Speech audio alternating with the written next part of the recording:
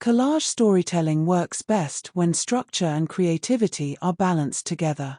Today, how to design collage storytelling. Open Canva and create a 1080 by 1080 canvas.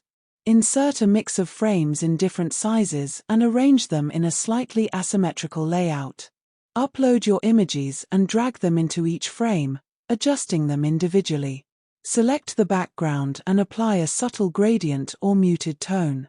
Slightly overlap one or two frames to create depth while maintaining control. Add thin line elements to guide the eye, lowering their opacity. Use position tools to align everything while keeping creative variation. Add minimal text using a modern font. This collage storytelling